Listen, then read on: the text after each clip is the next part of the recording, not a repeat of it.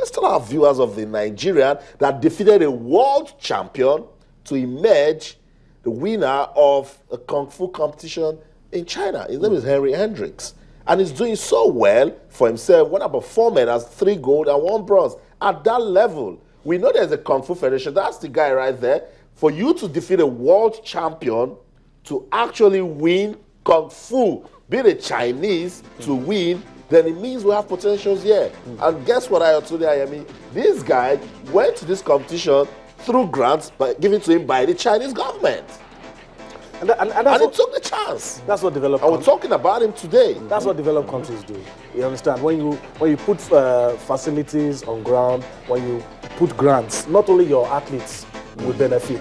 You know, other people from other countries will benefit. Yeah. But then again, your own production line is intact. Now we're sharing the glory. This guy is just what Chika Chukwumerije was to Taekwondo. Becomes the poster boy. Everything we are talking about Kung Fu today, we are saying it because of Hendricks. And that just shows you if, you know, people do the right thing, what can happen. I'm mightily impressed, I mean, that we can be talking about Kung Fu today. You talked about all those things, karate, and Taekwondo. Yes, we've heard about it, but this one, I would have sworn that the Nigerian is not taking part in it. I'm even seeing, I didn't get into that. I'm seeing gymnastics. I thought we were stiff. I thought we had stiff bodies. Go to the National Stadium and see those guys. People have got talents. They just want who is going to assist them. Let's also, it's important to let our viewers know that Henry Hendricks became the first African to win 3 gold medals in any worldwide in a competition. In any worldwide Wushu Kung Fu Taekwondo International Competition, the first African. So it's important. I like what the DG said. It's what we've been saying. Take off the pressure from football. Maybe we should even listen. Maybe we should listen to him, right? You know, No, we'll get the DG to talk to us, but we also need to know what the Kung Fu Federation in Nigeria is doing.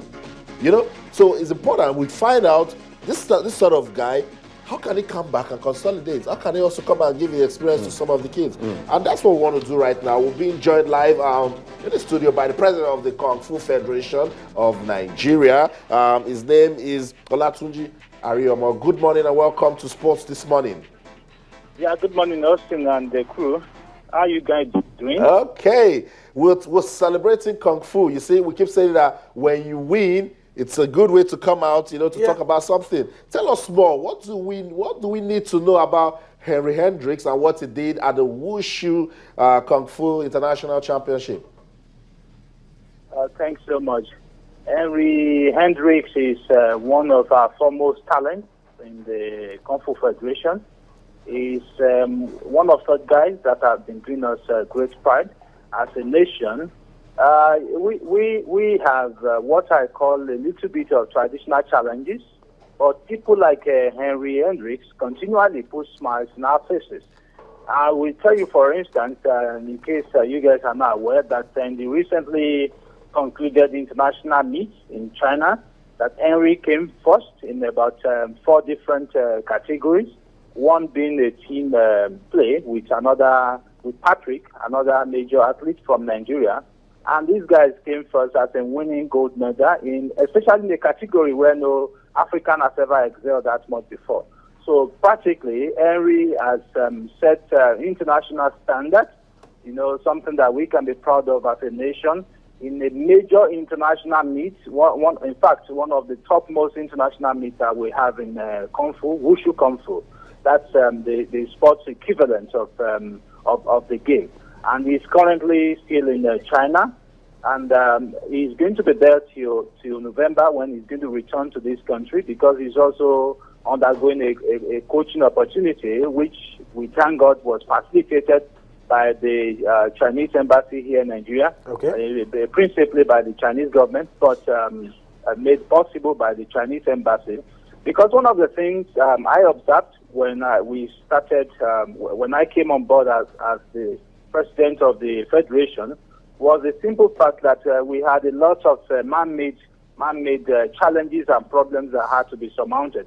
I noticed that there were so different factions, different people having different motive for wanting to be part of the game and so on. I realized that these challenges were not insurmountable. So the first thing I did was to focus on the athletes, because I realized that the athletes eventually will bring in the gold. Yeah. And that was why I deliberately cultivated a personal relationship with Henry Hendricks. Henry today is like my brother. In fact, before he left for China, he was with me in Akure for about 3 weeks, where we had to do certain preparations. And when he comes back, our plan again is to have the national wushu demonstration that will involve kids as well as older people. The ultimate aim is to ensure that we can multiply, as it is, the talents that Henry Hendricks has. He has received accolades even before the competition started. At the basic level of demonstration, the talent has been spotted, and we believe that we can capitalize on this as far as this game is concerned. Okay, Mr. President, let me quickly ask you, in a sport like this, it needs to be publicized, and the ways to do that is to have instructors, have coaches. You mentioned 1 or 2 things about coaches. So what are you doing to ensure that you spread the knowledge, having coaches, instructors, people who can organize clinics, tell us what we need to know about the sports and how to, generate interest? So much. Again, I will start by commending somebody. That's the counselor, the cultural counselor of the Embassy of China in Nigeria, Mr. Yang Xiangdong, who has, in fact, facilitated, as we speak, the training of Nigerian coaches right there in China. We currently do not have dojo in this country that offer the kind of quality training that they require to be able to excel and take the game to the next level. But as I talk to you, we have several of our coaches that are undergoing international grade training right there in China. And this has been made possible by the Chinese government through the cultural counselor of the Embassy of China in Nigeria that I just mentioned. So we have our coaches currently undergoing such top-level training, and the ultimate objective is, as you have hinted, so that when they get back home, they will have had what we call train the trainer, and then they can now impact further knowledge to other people here at home. Thank you very much, President of Nigeria Kung Fu Federation, Olachiri Ariyoma, for speaking to us on the show. And guys, that just, explains what we've been talking about. Yeah. When you win, don't go to sleep. Get busy. Another thing that, I think the NSC can also do, I don't know how possible it is, but we can try. Get all of the sports that, that have their background in this country. Yeah. Start with the African Games. Start with the African Games. Try and push it in. Look at the Olympics. You have some sports that are indigenous to some countries, and they will always do well in those sports because they have a natural ability for it. We're already seeing traditional wrestling in Korea. Before you know it might enter into the Olympics. Yeah. So some of the games, I agree, and we've made a push for some of this to be included. So I don't just want us to give up. Push for it. We have that comparative advantage. We'll have it, definitely. I think it's something we can start leveraging on. So, good one for Kung Fu, and a good one for Henry Hendricks. Yes, that's what it is. He's done well for himself, and of course, Nigeria as a country.